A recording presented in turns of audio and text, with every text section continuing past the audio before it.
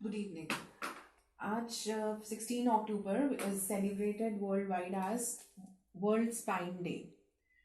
इस दिन का मेन मोटिव है कि आप अपने सोसाइटी को एज अ डॉक्टर और एज अ फिजियोथेरेपिस्ट अच्छी गाइडलाइंस स्पाइन के लिए और स्पाइनल हेल्थ मेंटेन करने के लिए अच्छा प्रोटोकॉल या अच्छी गाइडलाइंस दें. तो सबसे पहले will start with spine. What is spine? Spine is a set of 33 bones. This is your pelvis, which is formed by joining of two hip bones. तो ये 33 bones आपकी, with including this bone, this part, is your spine. इसका function क्या है spine का? To keep you upright, to help you in bending, twisting में, और आपके स्पाइनल कॉर्ड को प्रोटेक्ट करने का. स्पाइनल कॉर्ड एक नर्व्स का मोटा गुच्छा जो आपकी ब्रेन से स्टार्ट हुआ और ये नीचे तक आएगा एंड आगे आपकी लेग्स को नर्व्स प्रोवाइड करेगा. वो जो स्पाइनल कॉर्ड है वो एक प्रोटेक्टेड कवर में रहती है एंड उसके ऊपर जो कवरिंग रहती है वो बोन्स की रहती है. जो आप ये येलो आउटकम्स देख रहे हैं, इसके आउटकमिंग्स देख रहे हैं, ये नर्व्स डिपिक्ट कर रहे हैं and this red thing is depicting the blood circulation for the spine. अब उसकी डिटेल में हम इतना नहीं जा रहे हैं. स्पाइनल हेल्थ किन फैक्टर्स पे डिपेंड करती? आपके मसल की हेल्थ पे, लिगामेंट्स की हेल्थ पे, नर्व्स की हेल्थ पे और आपकी बॉडी की मूवमेंट पे. वो मूवमेंट स्पाइन को कौन प्रोवाइड करता है? ये इंडिविजुअल जॉइंट्स जो एक एक बोन के साथ मिलते हैं. These 33 bones stacked one over the other बहुत ही अच्छे तरीके से एक दूसरे के ऊपर पड़ी हैं और इन दोनों के जो जॉइंट्स बनते हैं उसकी जो मूवमेंट होती है जिसको हम इंटरवर्टिब्रल मूवमेंट कहते हैं, क्योंकि स्पाइन की बोन को वर्टिब्रा भी कहा जाता है, वो चीज़ की मूवमेंट कितनी फाइन, कितनी फ्लेक्सिबल और कितनी कंप्लीट और पेन फ्री है वो आपकी स्पाइनल हेल्थ को डिटर्मिन करेगी. Spine health is equivalent to your own age. जितनी हेल्दी आपकी स्पाइन रहेगी उतनी यंग रहेगी और उतने ही यंग आप रहेंगे as a human. Adult spine जो है हमारी एस शेप्ड कर्वेचर है. ये आप एक पिक्चर में देख सकते हैं. यहाँ पे ये एस शेप्ड कर्वेचर है. जब हम इसको साइड व्यू में देखते हैं, ये इसका एक इनलार्ज पिक्चर मैं आपको दिखा रही हूँ. This is the normal curvature of spine. इस कर्वेचर में कुछ भी चेंज आएगा, that curvature is like curvature change is a sign of some malalignment या मिस अलाइनमेंट या नॉर्मल से हटकर है and that is a warning sign for you. अब हम कर्वेचर्स की बात करें तो जो हमारा नेक है और जो बैक है, neck is cervical section and back is your lumbar section. वो कनकेव है. कनकेव इज आपका कैविटी बनेगा उसमें. कैविटी से मतलब इस तरह से पीछे, ये इसका नॉर्मल कर्व है and this is your lumbar. और इसके बदले जो आपका मिडिल बैक है which is your thoracic and your sacrum, जो आपका एकदम टेल बोन के ऊपर वाला हिस्सा आएगा, वो आपका कन्वेक्स केव में आएंगे. और ये नॉर्मल अडल्ट ह्यूमन स्पाइन में पाया जाता है. Not in children, not in kids, but जैसे जैसे स्पाइन मैच्योर होता है, बोन्स ऑसिफाई होती हैं, उसके बाद ये कर्व्स डेवलप होते हैं, पेक्यूलरली कर्व्स डेवलप होते हैं. पहले ये कर्व्स बहुत कम रहते हैं. अब कर्व्स क्या है? कर्व्स का फंक्शन अगर हम मैकेनिकली देखें तो एक स्प्रिंग की तरह है जो कॉइलिंग प्रोवाइड करता है. किसी भी मशीनरी में स्प्रिंग अगर फिट है और उसकी रीबाउंसिंग प्रॉपर हो रही है, वो प्रेस अच्छे से हो रहा है, रीबाउंस अच्छे से करता है, तो उसका मशीन का या उस पार्ट के हम कह सकते हैं कि वो अच्छे से काम करता है. जहाँ स्प्रिंग खराब हो गया या वो कॉइल खराब हो गया तो वो अपना फंक्शन या वो जिस चीज़ के लिए बना है वो पार्ट मशीन का या वो प्रॉपर मशीन पूरा, वो अच्छे से काम नहीं करेगा. इसी तरह जब आपके कर्व लॉसेस होते हैं, कर्व लॉसेस एज की वजह से डिजनरेटिव भी हो सकते हैं and also because of wrong prolonged postures. बहुत लंबे समय से आप एक गलत पोस्चर अटेन करके रखा हुआ है वर्क प्लेस में या आपके sitting area, standing, anybody, anything और एनी एक्टिविटी, आपका पोस्चर गलत है तो आपके कर्व चेंज होने शुरू हो जाएंगे. अब इससे पहले हम बहुत ज़्यादा डीप में जाएं, थोड़ा सा और बेसिक बताऊंगी. 33 बोन्स में से सिर्फ ऊपर वाली 24 बोन्स जो हैं वो मूवमेंट प्रोवाइड करती हैं. जो रेस्ट ऑफ द बोन्स हैं आपकी, सेक्रम की 5 बोन्स और कॉकेक्स एरिया की 4 बोन्स, वो फ्यूज रहती हैं, उनमें डिस्क नहीं पाई जाती है.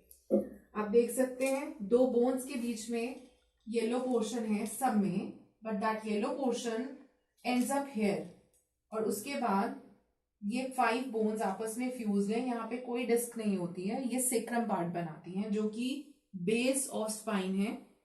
बेस ऑफ स्पाइन है तो दैट मीन्स वो जो स्पाइन है वो हमारी बॉडी की फाउंडेशन है, और उस फाउंडेशन की फर्दर फाउंडेशन सेक्रम है। सेक्रम की अलाइनमेंट शिफ्ट हो जाए हल्का सा भी, आप कहें 0 डिग्री से ये 5 डिग्री भी चला गया या ये 10 डिग्री भी चला गया, तो मेजर स्पाइनल चेंजेस आने के चांसेस हैं और आते हैं। और इसी की करेक्शन बाकी स्पाइन की करेक्शन को भी हेल्प करती हैं या पूरी तरह से सही करती हैं। उसके नीचे आता है आपका, जिसको हम कॉमनली कहते हैं लेमैन लैंग्वेज में, कि टेल बोन है, जहां अक्सर लोग कंप्लेन करते हैं कि बैठे हैं तो दर्द हो रहा है। तो वो जो टेल बोन वाला हिस्सा होता है वो 4 बोन्स की फ्यूजन से बना है। आपकी सर्वाइकल एरिया, मेनी टाइम्स जब पेशेंट हमारे पास आता है तो वो अक्सर ये कंप्लेंट लेके आता है, मुझे सर्वाइकल हो गया जी।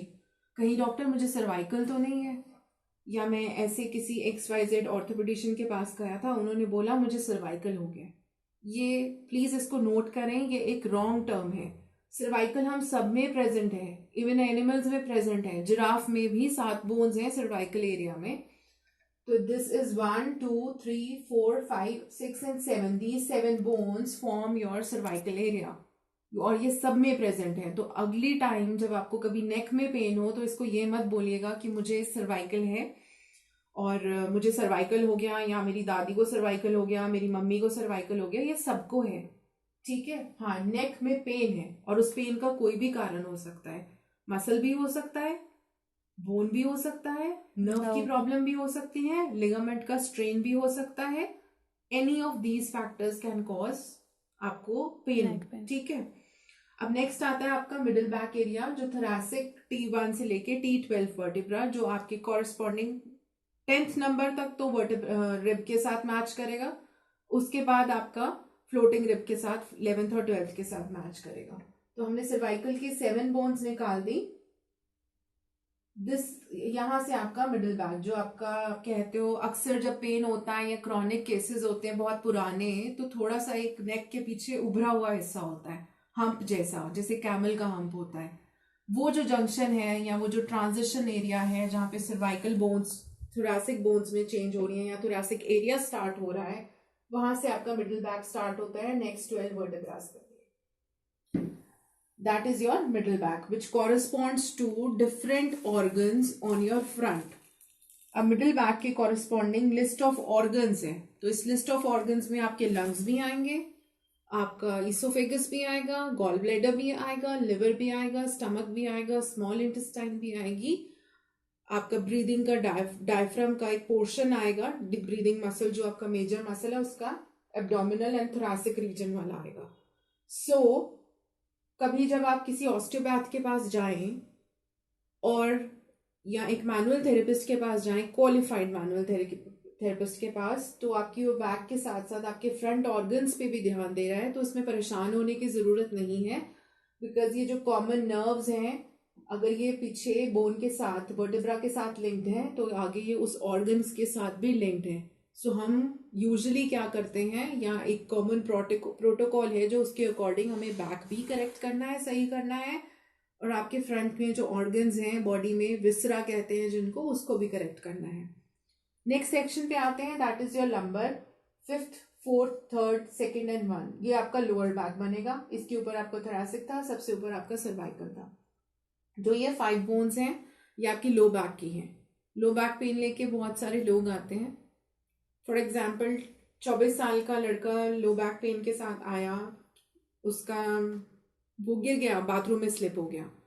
दूसरा एक और 24 साल का लड़का, शायद उसी का भाई हो या उसका कजन हो या उसका फ्रेंड हो या कोई भी रिलेशन ना हो, उसका अननोन हो, सेम लो बैक पेन जी, कहीं गिर गया, मे बी अगेन वो भी बाथरूम में गिरा। दोनों को पेन है लो बैक पेन में, पर दोनों का रिकवरी रेट डिफरेंट हो सकता है।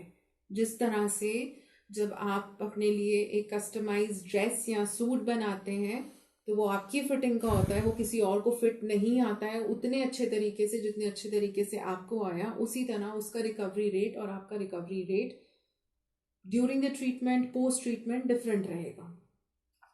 नेक्स्ट हमारे पास आ गया एरिया सेक्रम का। सेक्रम 5 बोन्स जो हमारी फ्यूज्ड है। आप देख पा रहे हैं कि आपका जो सेक्रम है ह्यूमन बॉडी का, वो दोनों साइड की हिप बोन से कनेक्टेड है। ये हिप बोन का वो पार्ट है इलियम, जिसे कहा जाता है। इसकी अगर मैल अलाइनमेंट है, ये नॉर्मल पोजीशन पे नहीं है, तो हिप बोन्स पे इफेक्ट आएगा। वाइस वर्सा, अगर इनकी पोजीशन ठीक नहीं है तो इस पे इफेक्ट आएगा। तो इसलिए जो मैनुअल थेरेपिस्ट होते हैं, ऑस्टियोपैथ्स होते हैं या कायरोप्रैक्टर्स होते हैं, वो इस चीज को करेक्शन में लाने की कोशिश करते हैं, न्यूट्रल पोजीशन या न्यूट्रल अलाइनमेंट में लाने की कोशिश करते हैं, और उसके बाद बॉडी का कैपेसिटी अपने आप रहता है हील करने का, उसको अपने आप से वो हील करती है। सेम लाइक आप एक चीज ट्रैक पे चला रहे हैं, वो ट्रैक से उतर गई, तो एक क्वालिफाइड फिजियोथेरेपिस्ट, ऑस्टियोपैथ या कायरोप्रैक्टर का ये काम होगा कि उसको ऑन ट्रैक लाया जाए। ऑन ट्रैक आते ही बॉडी अपने आप से हील करना शुरू कर देगी। Then comes the last section, coccyx, जो टेल बोन है। 4 बोन्स फ्यूज टुगेदर, और ये कनेक्टेड होती है आपके पेल्विक फ्लोर के मसल के साथ, both in males and females, क्योंकि ये बोन दोनों में है। तो ऐसा मिसकंसेप्शन में नहीं रही है कि टेल बोन का पेन सिर्फ फीमेल को ही होगा। ठीक है, अब हम बात करें बस सबसे कॉमन। मुझे लग रहा है मेरी डिस्क इंजरी हो गई, मुझे डॉक्टर ऐसा लग रहा है कि ना मेरा ना डिस्क फट के बाहर आ गया। मैं XYZ ऑर्थोपेडिशियन के पास गया था डॉक्टर, वहाँ ना डिस्क पे उन्होंने बोला कि आपका डिस्क ना लंबर एरिया 4-5, नहीं लंबर एरिया 1-2, बस डिस्क बाहर आ गई है। उसकी वजह से मेरे लेग में पेन आ रहा है नीचे तक। मेरे को शाटिका है ना डॉक्टर, मेरे को शाटिका है ना डॉक्टर, बताइए मुझे शाटिका है ना। मैंने तो बोल सुना है ये शाटिका तो कभी ठीक ही नहीं होता है किसी का। ये सारी मिसकंसेप्शंस हैं, इनको साइड पे रखिए। आप देख रहे हो दिस येलो पोर्शन, ये हर बोन के बीच में प्रेजेंट है। जहां तक मैंने बताया कि लास्ट L5 और सेक्रम का फर्स्ट S1 जिसको कहते हैं, उसके बाद डिस्क प्रेजेंट नहीं रहता है ह्यूमन बॉडी में। ये कुशन का काम कर रहा है। ये कुशन 2 बोन्स की मूवमेंट को फैसिलिटेट करेगा, उनको स्मूथ करेगा। एक बोन रही, उसमें आपका डिस्क रहा, और उसके ऊपर दूसरा बोन रहा। ये जो बीच में डिस्क वाला पोर्शन है, ये इसके लिए एक प्लेटफॉर्म प्रोवाइड करेगा कि ये मूव करे, बेंड करे और रोटेट करे। जब ये कुशन पे दिक्कत होगी तब दिक्कत आएगी, बिकॉज एक छोटे से एरिया में, दिस इज योर स्पाइन का एरिया, या आप कह रहे हो स्पाइन के बीच में थ्रू आउट ऊपर से नीचे तक एक रेडियस या एक सर्कुलर ट्यूब जैसा स्ट्रक्चर अपने आप बन जाता है। बोन्स के बीच में एक रास्ता होता है जहाँ से स्पाइनल कॉर्ड निकलती है।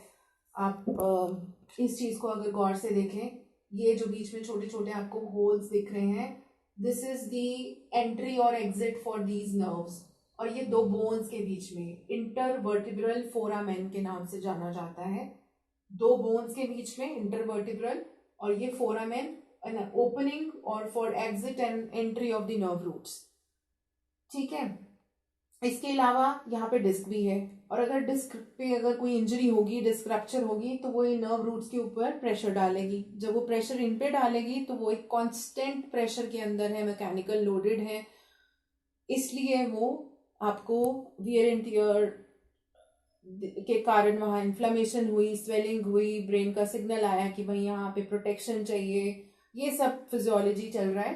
तो यहाँ वो आपको पेन सिग्नल्स ट्रांसमिट करेगी, और वो चीज आपको पेन देगी।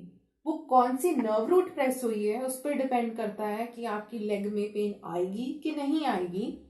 और अगर आएगी तो नी तक आएगी कि एंकल तक आएगी, एंटीरियर मतलब फ्रंट ऑफ लेग में आएगी, बैक साइड ऑफ लेग में आएगी, किस side, outer side of leg में आएगी, कि सिर्फ हिप्स में पेन रहेगी और कि लोअर बैक में पेन रहेगी,